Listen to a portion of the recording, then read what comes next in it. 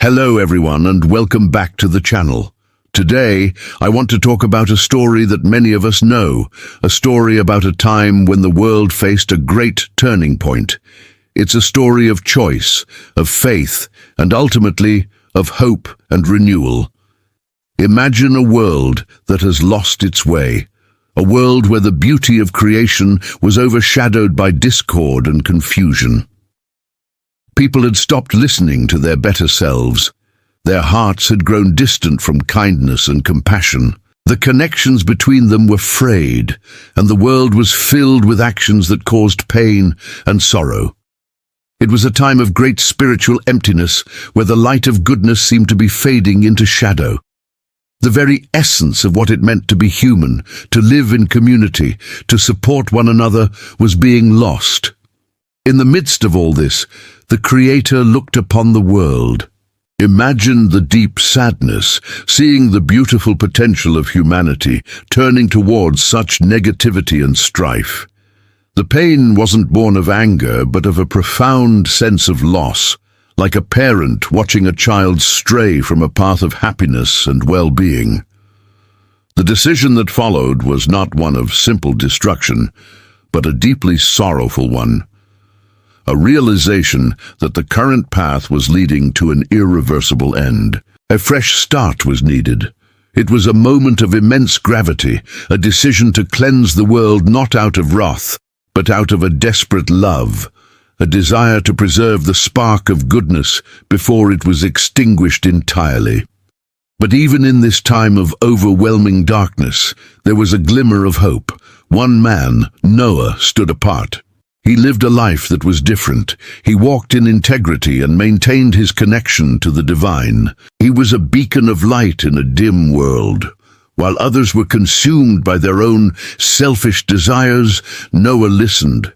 He listened to the quiet voice of wisdom and guidance. He was righteous, not because he was perfect, but because his heart was open and his intentions were pure. He chose a path of faithfulness in a world that had forgotten what faith meant. This is where the story truly begins to shift. God saw Noah's goodness. He saw his unwavering spirit. And so, a plan was set in motion, a plan not just for Noah, but for the future of all life. God spoke to Noah, sharing the deep sorrow for the state of the world, but also revealing a way forward. "I am going to bring floodwaters on the earth," God explained, "to destroy all life under the heavens, every creature that has the breath of life in it." It sounds terrifying, doesn't it? But within this message was a promise of salvation. God gave Noah a monumental task, so make yourself an ark of cypress wood. He gave him specific instructions, a detailed blueprint for a massive vessel that would become a sanctuary. This wasn't just about building a boat. It was an incredible act of faith. Imagine Noah's neighbors. They would have watched him day after day, gathering wood, measuring, cutting, and building this enormous structure on dry land. They probably thought he was out of his mind. The sky was clear. There was no sign of rain. Yet here was Noah, working tirelessly on a vessel for a flood no one else could see coming. This is a powerful lesson for all of us. How often do we feel called to do something that others don't understand? How often do we have to trust our inner guidance, our faith, even when the world around us is full of doubt and skepticism? Noah's commitment was absolute. He didn't just build the ark, he also had to gather the animals. "You are to bring into the ark 2 of all living creatures, male and female, to keep them alive with you. 2 of every kind of bird, of every kind of animal, and of every kind of creature that moves along the ground." This wasn't just about preserving humanity through Noah and his family. It was about preserving the entire tapestry of life. It shows a profound respect for all of creation. The ark was to be a floating sanctuary, a microcosm of the world's biodiversity, carrying the future within its walls. Noah also had to gather and store food, enough to sustain his family and every single creature on board for a long, uncertain journey. The sheer scale of this task is mind-boggling. It required immense planning, physical labor, and an unshakable belief in the mission he was given. And Noah did everything just as God commanded him. He didn't question, he didn't hesitate. He poured his life into this project, trusting in the promise he had received. His wife, his sons, Shem, Ham, and Japheth, and their wives, they all joined him. They became a team working together against a backdrop of a world that was oblivious to the coming change. Their family unit became the core of this incredible mission of preservation. Then, the day came. The final preparations were made. The animals, guided by a force beyond human understanding, began to make their way to the ark, 2 by 2. The great and the small, the wild and the tame, all found their place within the safety of the wooden walls. Once everyone was aboard, Noah, his family, and all the creatures, the Bible tells us something profound. Then the Lord shut him in. It wasn't Noah who closed the door. It was God. This act signifies protection, a sealing of the promise. Those inside were safe, under divine care, separated from the world outside. For 7 days they waited inside the ark, and then the rain began. It wasn't just a storm. The fountains of the great deep burst forth, and the floodgates of the heavens were opened. The water rose steadily, lifting the ark high above the ground. The world as they knew it was transformed, washed clean. For 40 days and 40 nights the rain fell, and the waters surged over the entire earth. The ark, once a peculiar sight on dry land, was now the only vessel of hope on a vast, endless ocean. Inside, life continued. It must have been a strange and challenging time, the constant motion of the water, the sounds of the animals, the confinement, but it was also a time of sanctuary. A time for family to rely on each other, to care for the creatures entrusted to them, and to hold on to the promise of a new beginning. This journey on the water lasted for many months. It was a long period of waiting, of trusting that the waters would eventually recede, and that the promise of a new, clean earth would be fulfilled. This story, at its heart, is a testament to the power of faith and obedience in the face of overwhelming odds. It reminds us that even when the world seems lost in darkness, one person, one family, choosing to live with integrity and listen to a higher calling, can make all the difference. It teaches us about renewal, that after every storm there is the potential for a fresh start, a new covenant, a rainbow in the sky. It's a message of hope that has echoed through the ages. Thank you so much for joining me today to explore this powerful story. If these messages of faith and hope resonate with you, please consider subscribing to the channel and hitting that notification bell. Your support means the world to us and helps us continue to share these important stories. We'd love to hear your thoughts in the comments below. Have you ever felt like you're the only one trying to do the right thing? Like you're swimming against a current of chaos, noise, and negativity? It can be exhausting, can't it? It can make you feel isolated, alone, and maybe even a little crazy for trying. Well, today, I want to talk about a story that's thousands of years old, but feels more relevant than ever. It's about a man who knew that exact feeling, a man who stood alone in a world that had completely lost its way. His name was Noah. To really understand Noah's story, we have to picture the world he lived in. It wasn't just a little bit bad. The ancient texts describe it as a world filled with corruption and violence. Imagine a society where kindness was seen as weakness, where selfishness was the norm, and where people had completely turned their backs on their Creator. The very thoughts and intentions of the human heart were described as being only evil all the time. It was a world spiraling out of control, a world drowning in its own brokenness. God looked upon the earth he had made, and his heart was filled with pain. The beautiful creation he had intended for goodness and relationship was now marred by darkness. But amidst all this chaos, there was a flicker of light, a single steady flame in a world of shadows. That flame was Noah. The Bible describes him with three powerful words. He was a righteous man, blameless among the people of his time, and he walked faithfully with God. Let's break that down. Righteous didn't mean he was perfect. No one is. It meant his heart was aligned with God's. He genuinely tried to live a life that was honorable and just. Blameless meant that even in a corrupt society, he maintained his integrity. People couldn't point a finger at him and accuse him of the same wickedness everyone else was involved in. He had a reputation for being different, for being upright. But the most beautiful description is the last one. He walked faithfully with God. This wasn't a one-time event.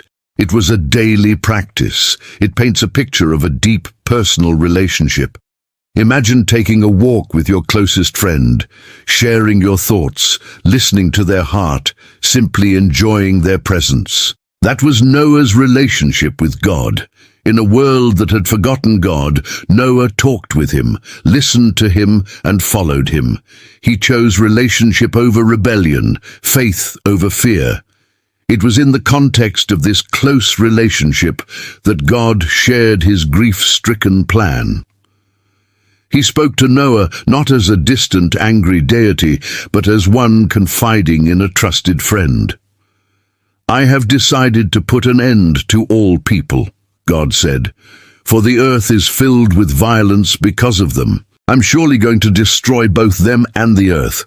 Can you imagine hearing those words? The weight of that message must have been crushing. The world as Noah knew it was going to end.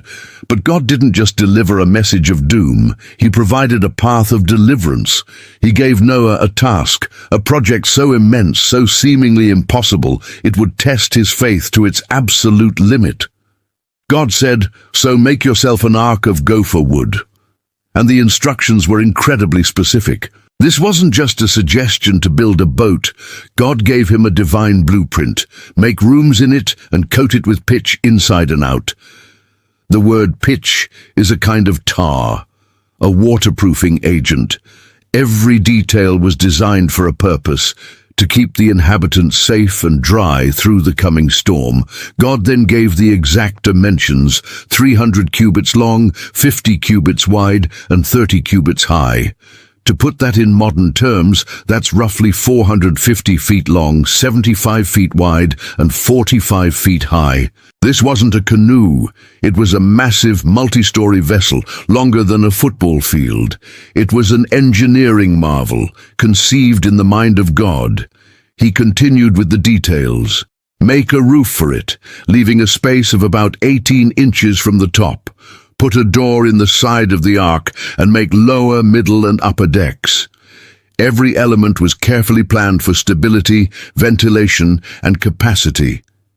This wasn't just about survival.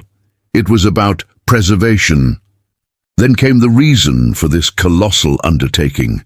I am going to bring floodwaters on the earth to destroy all life under the heavens, every creature that has the breath of life in it. Everything on earth will perish. This was the stark reality. A global cataclysm was coming, a judgment on a world that refused to turn back. But right after this terrifying prophecy, God gives a promise, a covenant. He says to Noah, "But I will establish my covenant with you." A covenant is more than a contract. It's a sacred, binding promise. In the middle of a plan for destruction, God makes a promise of salvation. He was creating a way for life to continue, a way for hope to survive the flood. And Noah's role was clear. You are to enter the ark, you and your sons, and your wife and your sons' wives with you. His family would be saved. But it wasn't just for them.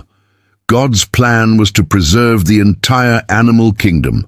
You are to bring into the ark 2 of all living creatures, male and female, to keep them alive with you.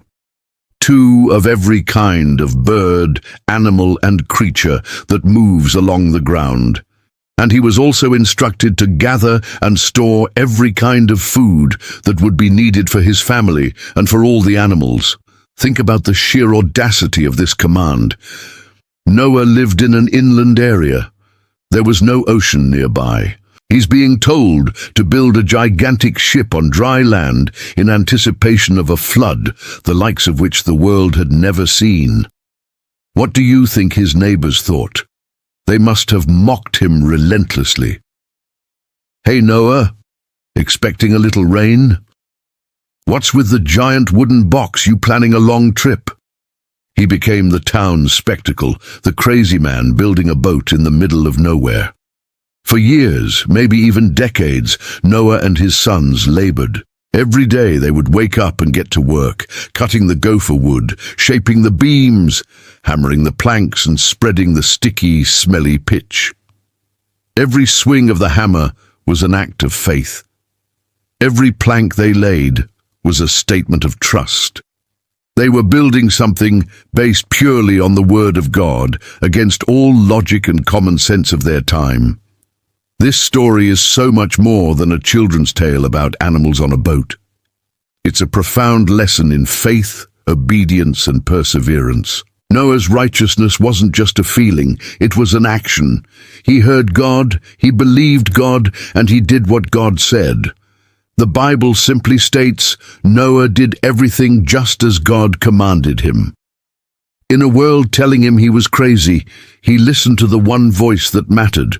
When faced with a seemingly impossible task, he broke it down into one step at a time, one day at a time, trusting that God knew what he was doing. He chose to walk with God, even when the rest of the world was running in the opposite direction. And because of his faithfulness, life itself was given a second chance. His story reminds us that sometimes the most courageous thing you can do is to simply obey, to trust, and to keep building, even when no one else sees the storm coming. Thank you so much for joining me today to explore this incredible story.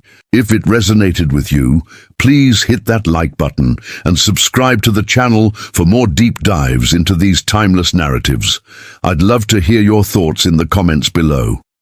Until next time, stay faithful and keep building. Have you ever felt like you're doing something important, something you know is right, but everyone around you just doesn't get it? They laugh, they mock, they question your every move. It's a lonely place to be, isn't it? Well, today, I want to take you back in time to a story about a man who knew that feeling better than anyone. His name was Noah, and his story is a powerful lesson in faith, obedience, and the courage to stand alone. Picture this, a world that had turned its back on goodness, a world filled with noise and chaos, where people lived only for themselves. In the midst of all this, God saw one man, Noah, who was different. He walked with God, he listened, and his heart was pure. So God spoke to Noah. He shared a plan that was so immense, so unbelievable, it would have been easy to dismiss it as a dream. God said, "I am going to bring a great flood of waters upon the earth to destroy all life under the heavens." But he also gave Noah a way out, a promise of salvation. Make yourself an ark of gopher wood. Can you imagine hearing those words? Build a boat. Not just any boat, but a massive vessel, 3 stories high, longer than a football field, in the middle of dry land. There wasn't a cloud in the sky. Rain itself was a foreign concept to many. What would you do? Would you question it? Would you ask for a sign? Noah didn't. The Bible tells us something simple, but profound. Noah did everything just as God commanded him. He didn't hesitate. He didn't negotiate. He just obeyed. And so, the work began. For 120 years. Think about that for a moment. 120 years of dedication to a single project. Generations were born and passed away while Noah and his family worked. Every single day, they would rise with the sun, not to farm their fields or tend their flocks in the usual way, but to cut down giant gopher trees, to shape the massive beams, and to seal them with pitch. It was back-breaking, relentless work. The sound of their hammers and saws must have echoed through the valley, a constant rhythm of faith. But it wasn't a peaceful sound to everyone. As the ark grew, so did the curiosity, and then the ridicule of their neighbors. People would come from all around to see the strange spectacle. "Noah, you old fool!" they would shout. "What are you building this monstrosity for? Are you expecting the ocean to rise up to the mountains?" They would point and laugh. "Look at the crazy man building a boat in the desert. Where is this rain you speak of, old man? The sky is as clear as it's always been." Their words were like sharp stones, meant to wound his spirit, to make him doubt, to make him stop. It's easy to have faith when everyone is cheering you on, but to hold on to it when you are the subject of constant mockery, that requires a different kind of strength.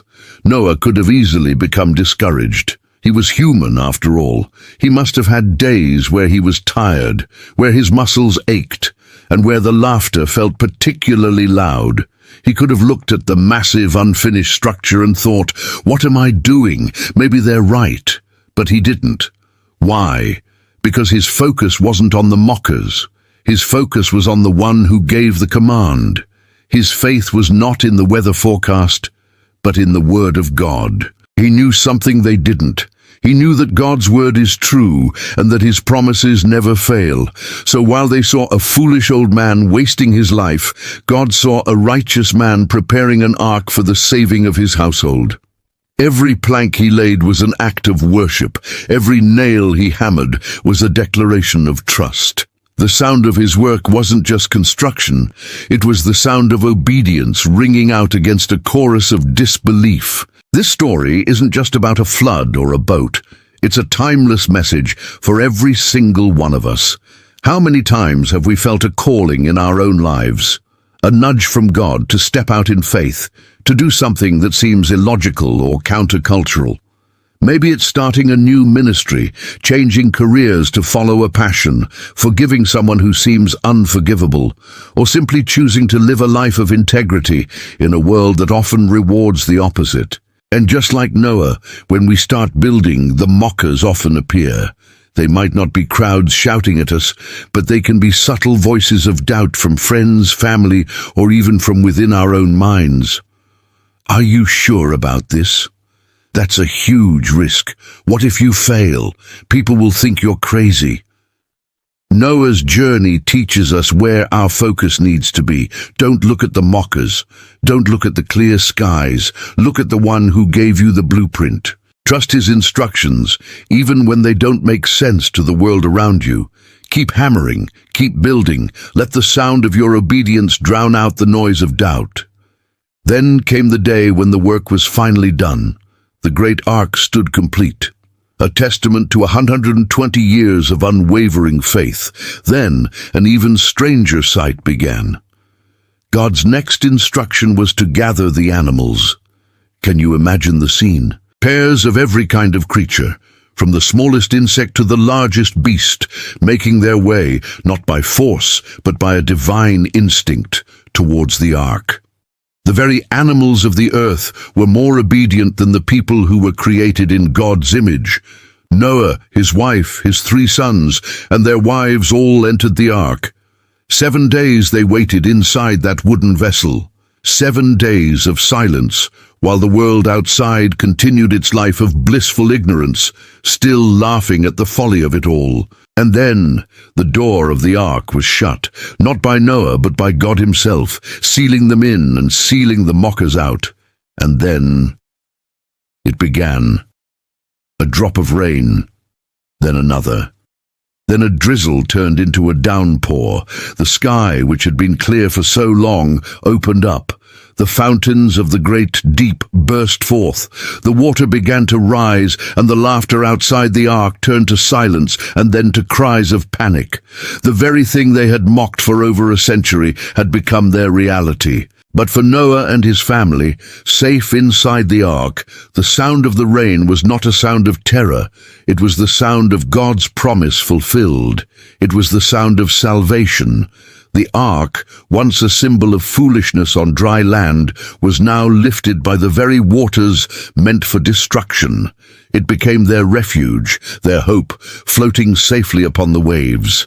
For 40 days and 40 nights the rain fell, and the world was washed clean. Inside that ark, surrounded by the sounds of the animals and the storm, was a small community that had been saved by one man's radical obedience. When the waters finally receded and Noah stepped out onto a fresh, new earth, he was greeted by the sign of a rainbow, God's promise to never again destroy the earth with a flood. It was a beautiful end to a terrifying ordeal, a symbol of hope and new beginnings. The story of Noah challenges us today. Are we building what God has asked us to build in our lives? Are we listening for His voice above the noise of the world? Or are we letting the fear of being mocked, the fear of being different, keep us from our divine purpose?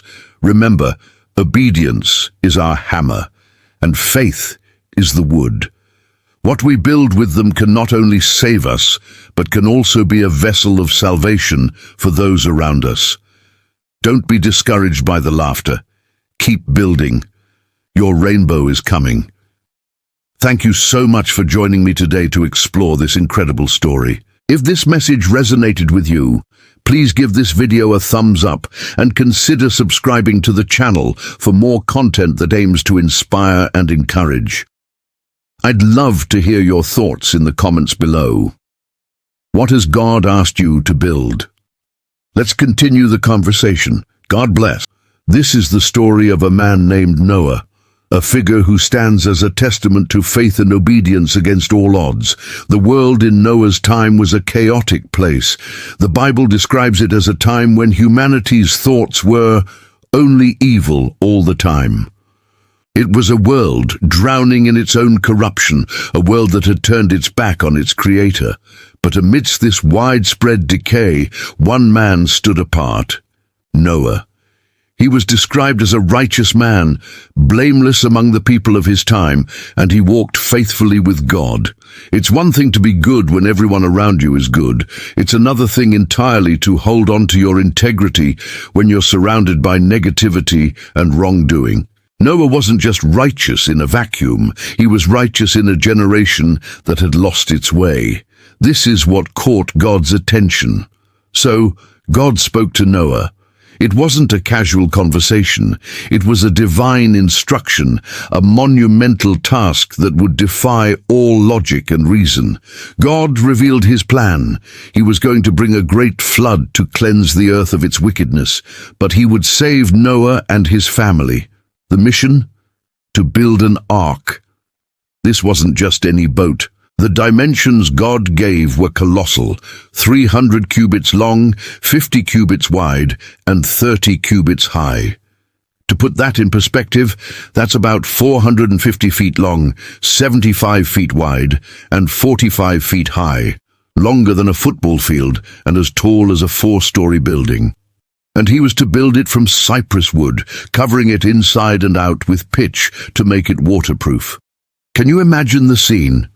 Noah, a man of the land, miles from any significant body of water, begins construction on this gigantic vessel. The neighbors must have thought he was mad. Every day for decades they would have seen him and his sons, Shem, Ham, and Japheth, toiling away. The sound of hammers, the smell of fresh-cut wood and hot pitch filling the air. "What are you building, Noah?" they must have jeered, expecting a little rain. And Noah, what did he do? The Bible tells us he was a preacher of righteousness. While his hands were busy building the ark, his voice was busy proclaiming God's message. For 120 years, as the ark took shape, Noah warned the people. He pleaded with them to turn from their ways, to see the coming judgment, and to find refuge. But his words fell on deaf ears.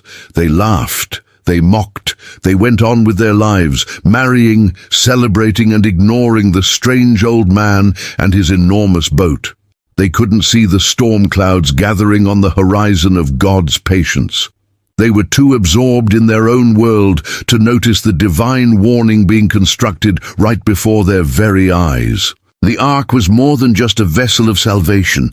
It was a physical sermon, a testament in wood and pitch to the seriousness of God's word and the reality of coming judgment. Finally, after all those long years of labor and ridicule, the ark was finished. Every joint was sealed, every level was complete. It stood as a silent, wooden monument to one man's unwavering obedience. And then the moment arrived. God gave the final command, "Go into the ark, you and your whole family, because I have found you righteous in this generation." This was the culmination of everything. Noah, his wife, his 3 sons, and their wives, 8 people in total, prepared to enter the sanctuary God had provided. But they wouldn't be alone. God's plan for preservation was grander than just saving one family. It was about preserving the breath of life itself. And then the most incredible procession in history began. From the forests, the plains, the mountains, and the skies they came, not in a chaotic stampede, but in an orderly, divine parade.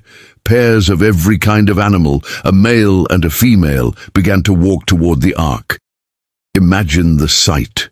The powerful roar of the lions, their manes flowing as they walked side by side. The gentle fluttering of doves, their wings beating a soft rhythm in the air. The majestic trumpeting of elephants, their massive forms moving with a strange grace. The ground itself seemed to tremble with the sheer diversity and volume of life heading for this single point of refuge. There were giraffes with their long necks, bears lumbering along, swift cheetahs and slow-moving tortoises. Every creature, from the largest land animal to the smallest creeping thing, was represented.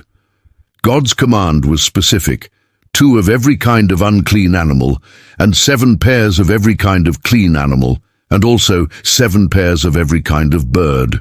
This wasn't a random collection. It was a divinely curated ecosystem, a living library of God's creation, ready to repopulate the world. The people who had mocked Noah for all those years now stood and stared. Their laughter died in their throats, replaced by a stunned silence, a dawning awe. What they had dismissed as a fool's errand was now the scene of a miracle.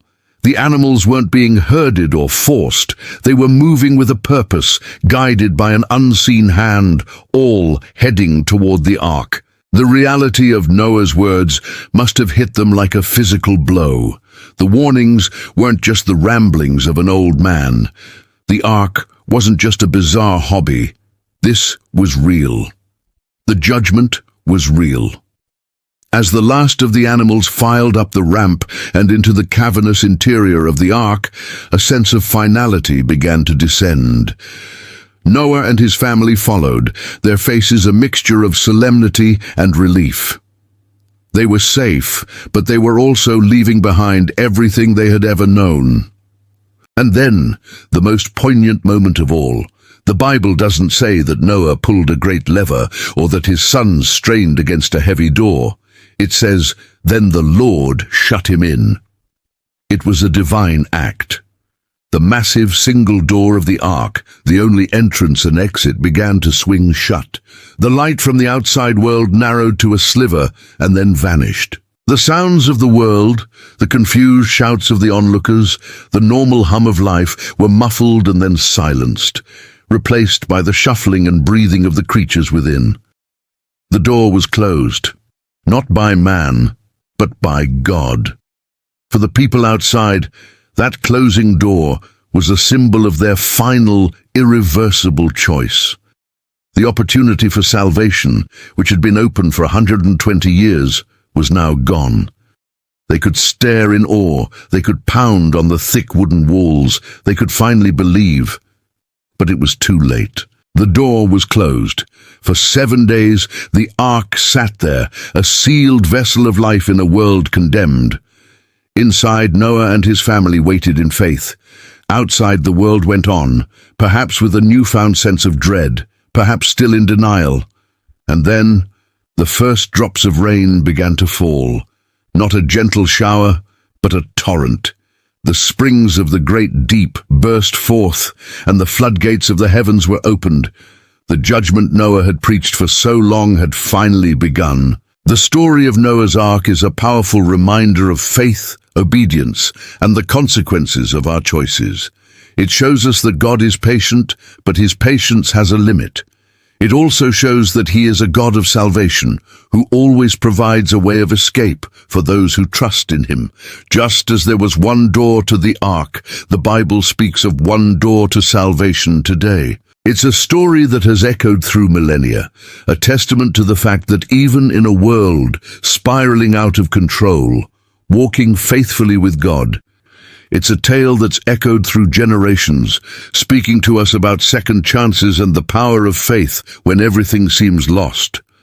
Imagine, if you will, a world consumed by water. Weeks turned into months, and for 150 days, the Ark, a colossal wooden vessel, was Noah's entire universe, his family's sanctuary, and the last beacon of life amidst a chaotic, endless ocean. The relentless deluge, the crashing waves, the sheer magnitude of the flood, it must have been an experience beyond human comprehension. But even in the deepest despair, a glimmer of hope remained, buoyed by a promise. And then, a turning point. As the ancient texts tell us, then God remembered Noah.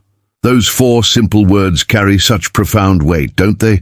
They signify an end to the deluge, a shift in the cosmic balance, a moment when divine attention turned back to the steadfast few. It's a reminder that even when we feel forgotten or overwhelmed by life's storms, there's always a guiding hand, a light waiting to break through. With that remembrance, things began to change. The torrential downpour that had lasted for 40 days and 40 nights finally ceased. The relentless drumming of rain on the ark's roof gave way to an eerie silence, broken only by the sloshing of water against its hull and the murmurs of the animals within. But the water still covered everything. It was a vast, unbroken expanse, an unsettling panorama of blue and grey. Then, a new force emerged, the wind. This wasn't a destructive gale, but a gentle, persistent breath across the waters. This wind played a crucial role. It wasn't just a change in weather, but an active force, gradually causing the waters to recede. Slowly, imperceptibly at first, the water level began to drop, revealing glimpses of a forgotten world beneath the waves. The ark, which had floated directionless for so long, now had a new purpose, a new destination. After what must have felt like an eternity, something miraculous happened. The ark, heavy with its precious cargo, settled. It wasn't a gentle docking, but a majestic soft landing. It came to rest upon the mountains of Ararat. Think about that for a moment. After all that time adrift, tossed by the waves, the ark found its anchor, its foundation, high up on a mountain range. It was a moment of immense relief, of quiet gratitude, a sign that land, solid ground, existed once more. But even with the ark firmly grounded, the world outside was still a mystery. How much had the waters receded? Was it safe? Noah, a man of patience and keen observation, knew he couldn't rush. He waited. He waited for weeks, watching, listening, discerning the right moment.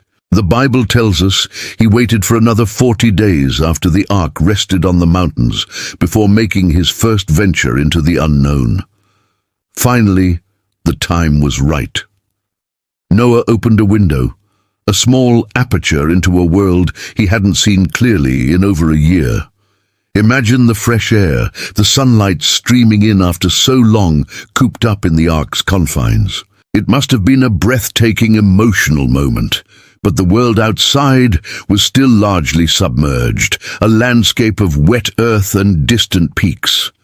To gauge the conditions, Noah released a raven. Ravens are known for their hardiness and their ability to scavenge. This bird, however, found no suitable place to land. It flew to and fro, a dark silhouette against the vast grey sky, until the waters had dried from the earth. The raven's return, or lack thereof, would have been a disheartening sign. The land was still too saturated, too barren for life to truly flourish. The waiting continued. 7 days later, Noah tried again. This time, he sent out a dove. The choice of a dove is significant. Doves are gentle creatures, known for symbolizing peace and new beginnings. But this first dove, much like the raven, found no resting place for the sole of her foot. The earth was still too waterlogged, too desolate, so the dove returned to the ark, back to the only safe haven she knew. Another week passed, another period of patient anticipation. Then came the third release, 7 days after the second. Again, Noah sent out the dove. This time, the outcome was different, profoundly different. As the day drew to a close, the dove returned, and in its beak it carried a freshly plucked olive leaf. Oh, what a sight that must have been! The tiny, vibrant green leaf, a stark contrast to the browns and greys of the ark, a vivid splash of life in a world that had seemed dead. It wasn't just a leaf. It was a message, a symbol, a beacon of hope. It meant that vegetation was growing again, that the waters had receded sufficiently for plants to emerge from the mud and reach for the sun. It meant life was reasserting itself. Noah knew. He understood the profound significance of that little olive leaf. The earth was healing. It was a slow, deliberate process, but it was happening. The scars of the flood were beginning to fade, replaced by the promise of new growth. He waited another 7 days, and this time, when he released the dove, it did not return. This was the ultimate confirmation. The land was now dry enough, safe enough, for the dove to make a new home. Finally, after more than a year inside the ark, Noah removed the covering. He looked out upon a world transformed, a world reborn. The surface of the ground was dry. The story of Noah and the ark isn't just about a devastating flood. It's about the incredible resilience of life, the power of hope in the face of overwhelming odds, and the promise of a fresh start. It reminds us that even after the darkest storms, the sun will shine again, and new life will invariably sprout. This ancient narrative holds powerful lessons for us today. When we face our own personal floods, whether it's challenges in our careers, relationships, or health, remember Noah, remember his patience, his faith, and his hopeful observation of the world around him. Look for your own olive leaf, that small sign of healing, that flicker of progress, that moment of breakthrough that tells you things are getting better, even if slowly. The healing of the earth wasn't instant, it was a process. And so too are our own journeys of recovery and growth. It takes time, perseverance, and a belief that even after the greatest devastation, beauty and renewal are possible. Imagine this. You've just spent over a year cooped up in a giant boat with your family and literally thousands of animals. The world outside was once completely submerged, a chaotic deluge, but now, silence. The waters have receded, the ground is drying, and the air is fresh. What do you do next? How do you even begin to rebuild? Well, the Bible tells us that after all that time, God spoke to Noah with a direct command. Can you picture that moment? After months of waiting, of hearing the rain, the sloshing water, the creaking of the ark, and then the stillness, God's voice breaks through. He said, "Come out of the ark, you and your family." And just like that, the door that had been sealed shut was open. Think about the relief, the joy, stepping out onto dry land, feeling the solid earth beneath their feet again. Noah, his wife, their 3 sons and their wives, a total of 8 people emerging into a brand new, cleansed world. And not just them, but every single creature that had been on board. Imagine the procession, pairs of animals, large and small, lumbering and scurrying off the ark, spreading out into this fresh landscape. It must have been an awe-inspiring sight, a testament to life's resilience and God's promise. Now, what's the very first thing Noah does after this monumental release? Does he immediately start planting crops? Does he rush to build a new house? No. The first act recorded is profoundly significant. Noah built an altar to the Lord. This wasn't just a pile of stones. It was a deliberate, heartfelt act of worship and gratitude. He offered sacrifices of thanksgiving. Think about that for a second. After such a cataclysmic event, after having everything taken away and then given back in a new form, Noah's immediate response was gratitude. He didn't complain about the hard work ahead or dwell on the devastation. His heart was filled with thanks for deliverance, for new life, for God's unwavering protection. And how did God respond to this pure act of worship? The Bible says, "The Lord smelled the pleasing aroma." Now, this isn't about God literally smelling smoke. It's a beautiful metaphorical way of saying that Noah's sacrifice, his genuine gratitude and worship, was deeply pleasing to God. It touched his heart. It wasn't just the burnt offering itself, but the sincere faith and grateful spirit behind it that truly resonated. In that moment, a profound declaration was made by God, not just to Noah, but to himself and to all generations to come. He said in his heart, "Never again will I curse the ground because of man, for every inclination of the human heart is evil from childhood. Never again will I destroy all living creatures as I have done." Let's unpack that. God acknowledged a deep truth about humanity. Every inclination of the human heart is evil from childhood. It's a stark reminder of our inherent flaws, our tendency towards selfishness and sin, even from a young age. Yet, despite this profound understanding of human nature, God made an incredible commitment. He wouldn't destroy the world in the same way again. This wasn't because humanity had suddenly become perfect.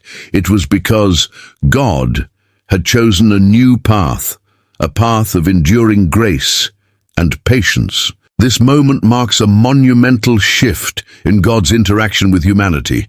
It's a pivot from judgment to covenant, from widespread destruction to unwavering promise. The flood was a reset, a cleansing, but God understood that simply wiping the slate clean wouldn't change the fundamental nature of man. What was needed was a different kind of intervention, a different kind of relationship. This promise, whispered in God's heart, was soon to be visibly sealed with the rainbow, a beautiful, colorful sign of his covenant that we still see today. Every time you see a rainbow, it's a direct callback to this moment, a vibrant reminder of God's steadfast promise. It's a symbol of hope, a testament to new beginnings after storms, and a sign of God's enduring love for his creation, despite our imperfections. So what can we take away from Noah's first acts after the ark? Firstly, the power of gratitude. Even in the aftermath of immense hardship, choosing to thank God can shift our perspective and open us up to his blessings. Secondly, the importance of worship. Noah's altar wasn't just a religious ritual, it was a heart offering, a declaration of faith and dependence. And finally, God's incredible grace. His promise to never again destroy the earth by flood, made with full knowledge of human fallenness, speaks volumes about his enduring love and his desire for relationship with us. It's a story of ultimate transformation, not just of the earth, but of God's covenant with humanity. It's a testament to second chances, to fresh starts, and to the unwavering hope that always follows even the greatest storms. And a promise that still paints our skies today. We're talking about Noah, the ark, and the very first rainbow. Now, most of us know the basics, right? God sees the world has become a pretty dark place, and he decides to start over. But amidst it all, he finds one righteous man, Noah. God gives Noah a monumental task: build a massive ark, a floating sanctuary, and gather his family and pairs of every animal on earth. Can you even imagine the scale of that project? No power tools, no modern construction equipment, just faith and a divine blueprint. The neighbors probably thought he was completely out of his mind, building a giant boat in the middle of dry land. But Noah's faith didn't waver. He just kept building, hammering away, trusting in a promise he couldn't yet see. For 40 days and 40 nights, the rain fell. The floodgates of the heavens opened, and the waters rose, covering everything. The world as Noah knew it was washed away, cleansed. Inside the ark, it must have been a chaotic symphony of animal sounds, the constant creaking of wood and the relentless drumming of rain. It was a tiny vessel of life, floating on an endless ocean of destruction. It's a powerful image of being saved through the storm, not just from it. This wasn't just about survival, it was about preservation. God wasn't just saving one family, He was preserving the future of all life on earth. After many long months, the waters began to recede. The ark finally came to rest on the mountains of Ararat. Imagine that moment, stepping out of the ark onto solid ground, breathing in the fresh, clean air of a brand new world. The sheer relief, the overwhelming gratitude. Noah's first act wasn't to scout for a new home or take inventory. His first act was to build an altar and worship. It was an act of pure thankfulness, acknowledging the one who had brought them safely through the storm. He understood that their survival was a gift, a profound act of grace. And this is where the story truly blossoms into a message of hope for all of us. In response to Noah's faithfulness, God makes a promise, not just to Noah, but to his descendants and to every living creature, for all generations to come. He promises he will never again destroy the earth with a flood. This isn't just a casual promise, it's a covenant, a sacred binding agreement. And to seal this incredible promise, God gives us a sign, something beautiful and unforgettable. He says, "I have set my rainbow in the clouds, and it will be the sign of the covenant between me and the earth. Whenever I bring clouds over the earth and the rainbow appears in the clouds, I will remember my covenant." Isn't that amazing? Think about what a rainbow is. It's light and water, the very elements of the storm, now transformed into a breathtaking display of color and beauty. The instrument of destruction becomes the symbol of promise. The sky, which once poured down judgment, now glows with mercy. Red, orange, yellow, green, blue, indigo, violet, a spectrum of grace stretched across the horizon. This wasn't a one-time event. That promise is still active today. Every time we see a rainbow after a storm, it's a personal reminder of that ancient covenant. It's a whisper from heaven saying, "I remember my promise. I am faithful."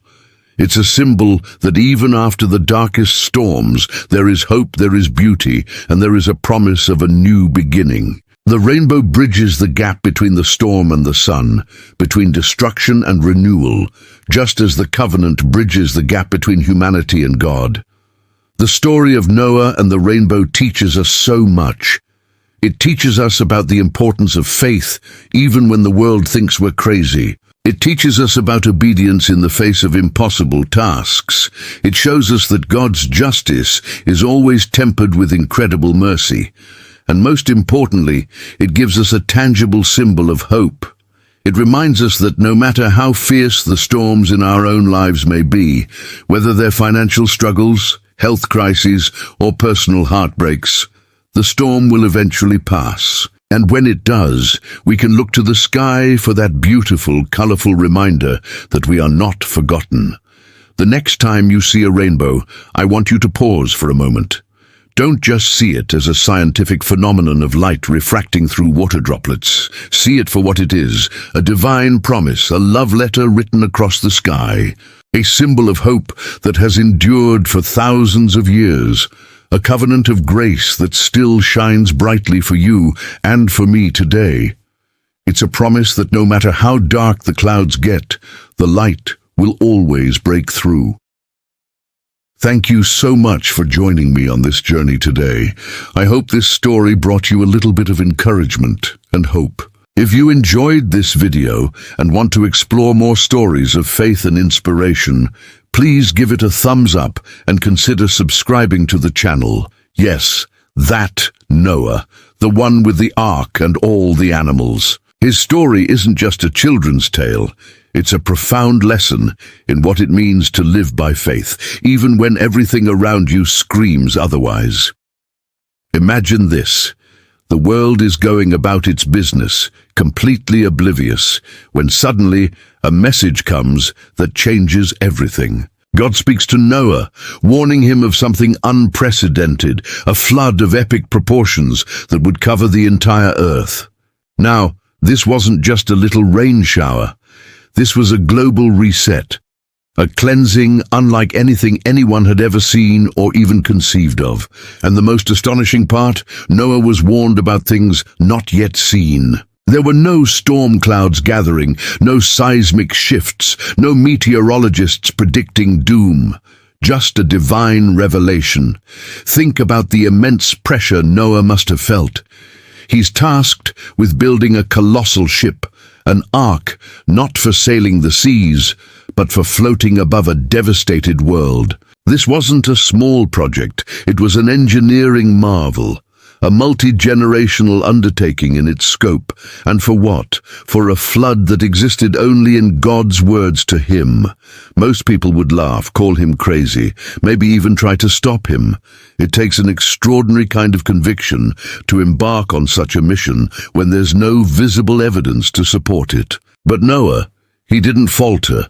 He didn't question or doubt. The Bible tells us he moved with godly fear. Now, this isn't the kind of fear that paralyzes you with terror. No, this is a reverent awe, a profound respect for God's power and his word. It's a healthy, motivating fear that understands the gravity of divine instruction and responds with obedience. Noah's faith wasn't a passive belief. It was an active, driving force. It compelled him to pick up the hammer, saw the wood, and gather the resources day after day, year after year. This preparation of the ark wasn't just about constructing a vessel. It was about saving his household. Noah's faith wasn't selfish. It extended beyond himself, encompassing his family, ensuring their safety and future. He didn't just build a shelter for himself. He built one for everyone God intended to preserve. His actions were a testament to his love for his family and his complete trust in God's plan. He understood that his obedience had eternal consequences, not just for him, but for generations to come. And here's where it gets truly powerful. Through faith, he condemned the world. How does one man building a boat condemn an entire world? It's not through verbal condemnation, but through his actions. Noah's consistent obedience, his relentless building of the ark in plain sight, served as a living, breathing sermon. Every swing of his hammer, every plank he laid, was a silent indictment of the world's unbelief and its rejection of God. His life became a stark contrast to the prevailing skepticism and indifference around him. The world saw him building, heard his warnings, and still chose to ignore them. His faith, therefore, exposed their lack of it. But Noah's story doesn't end with condemnation. It culminates in an incredible inheritance. He became heir of the righteousness that comes by faith. This is the ultimate reward. Noah wasn't declared righteous because he was perfect or because he earned it through his hard work alone. He was declared righteous because he believed God, and he acted on that belief. His faith was credited to him as righteousness, demonstrating that true righteousness isn't about what we do in isolation, but about our heart's response to God. It's about trusting him completely, even when it makes no sense to the natural mind. So, what can Noah's incredible journey teach us today? It teaches us that faith isn't just a feeling, it's a decision. It's acting on what God has revealed, even when we can't see the full picture. It's about moving with reverent fear and obedience, trusting that his warnings are real and his promises are true. It reminds us that our faith, when lived out courageously, can stand as a powerful testament to the world around us, inviting some to belief and, yes, perhaps highlighting the choices of others. More than anything, Noah's story offers immense hope. It shows us that God always provides a way, and that those who trust him will be preserved and ultimately inherit his righteousness. It encourages us to cultivate a faith that is active, a faith that prepares, a faith that stands firm against the currents of doubt and unbelief. What ark is God calling you to build in your life? What unseen warnings or promises is He asking you to believe and act upon? Let Noah's example inspire you to step out in faith today, no matter how unconventional or challenging it may seem. Thank you so much for watching and being a part of this community. If Noah's story resonated with you, please hit that like button, share this video with someone who needs to hear it, and don't forget to subscribe for more content that aims to inspire and uplift. It's a narrative that has captivated hearts and minds for centuries, not just as a historical account, but as a profound metaphor for life itself. We're going to explore how this ancient story still resonates so powerfully with us today, offering timeless lessons that can truly transform our perspective. So, buckle up, because we're about to embark on a journey that reminds us of the power of belief in the face of the unknown. Let's start with the sheer audacity of Noah's task. Imagine being told to build an enormous boat, not by the sea, but on dry land, in a world that had never seen rain. It sounds absolutely ludicrous, right? But this is where the first, most powerful lesson emerges. Obedience brings salvation. In a world spiraling into chaos and corruption, Noah was found righteous. God saw something in him, a purity of heart and a willingness to listen, even when the message seemed impossible. He was asked to do something that defied all logic, something that would have made him an absolute laughingstock in his community. Yet Noah didn't question. He didn't doubt. He simply obeyed. Think about that for a moment. How often do we hesitate when faced with a task that seems overwhelming, or a path that looks uncertain? Noah's obedience wasn't blind.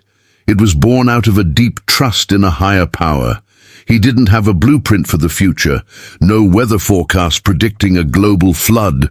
All he had was a directive and his faith. His compliance wasn't about understanding every detail, it was about trusting the one who gave the command. And because of that unwavering obedience, not only was Noah saved, but his entire family and the future of all living creatures on earth were secured. It's a powerful reminder that sometimes the greatest blessings come when we step out in faith, even when the logical mind screams caution. Obedience to a guiding principle, to an inner voice, or to a higher calling can truly be our ultimate lifeboat in troubled waters. Now, let's talk about the incredible feat of construction itself. Noah wasn't a shipbuilder by trade, but he was tasked with building an ark of colossal proportions.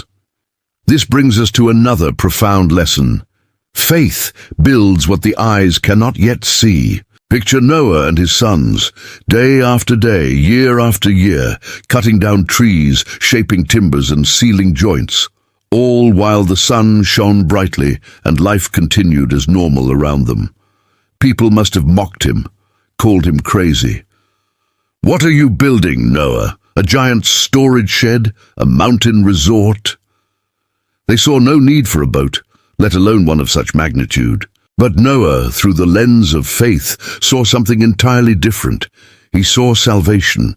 His vision wasn't limited by his current circumstances. He was building for a future he had only been told about, a future that required immense preparation and unshakable belief. This isn't just a story about a boat. It's a testament to the power of envisioning what's possible, even when it feels impossible. It's about having the courage to lay brick after brick, plank after plank, in pursuit of a dream that only you can see. Think about your own aspirations, your own goals. Are you waiting for everything to be perfect before you start building? Noah teaches us that sometimes you just have to start, trusting that the path will become clearer as you go. Your faith in the unseen is the very foundation upon which your future is constructed. Every single step, every act of dedication, no matter how small, contributes to the grand design that only faith can truly grasp. And then the flood came. The world was transformed, cleansed and reset. After weeks and months of waiting, of being tossed by the waters, the ark finally came to rest. And when Noah and his family, and all the animals, emerged onto dry land, what was the very first thing they saw? A rainbow. This beautiful arc of colors stretching across the sky wasn't just a pretty sight, it was a promise. And this leads us to the final, most comforting lesson. The rainbow reminds us that even after judgment, grace still reigns. The flood was a moment of profound change, a cosmic reset button. It marked an end to an era, a severe consequence for humanity's actions. But immediately following this monumental event, God offered a covenant, a promise that he would never again destroy the earth by flood. The rainbow is that visible sign, a perpetual reminder of divine grace and unwavering promise. It's a beacon of hope after the storm, a declaration that even when things seem to fall apart, there is always a new beginning, a fresh start, and an abundance of grace waiting for us. In our own lives, we face our floods, moments of crisis, failure, heartbreak, or disappointment. It can feel like everything is crashing down around us. But just as the rainbow appeared after the deluge, so too does grace appear in our lives after our hardest trials. It's a reminder that we are loved, we are valued, and we are always given the opportunity for redemption and renewal. It tells us that even in our darkest moments, hope is never truly lost, and a fresh start is always possible. So the story of Noah's Ark stands forever, a powerful narrative etched into the fabric of human history. It's not just a children's story. It's a profound blueprint for living a life of purpose, resilience, and hope. It teaches us that obedience, even when challenging, opens doors to salvation. It shows us that faith allows us to build dreams that are currently invisible to the eye. And perhaps most beautifully, the rainbow reminds us that no matter how turbulent the storms of life may become, grace always, always reigns supreme, promising new beginnings and endless possibilities. What an incredible story, right? I truly hope this deep dive into Noah's Ark has resonated with you and offered some fresh perspective. If it did, please hit that like button, share this video with someone who might need to hear this message of hope, and subscribe to the channel for more inspiring content like this. Your support means the world to me, and it helps this message reach even more people. Until next time, stay blessed, keep building with faith, and always look for your rainbow.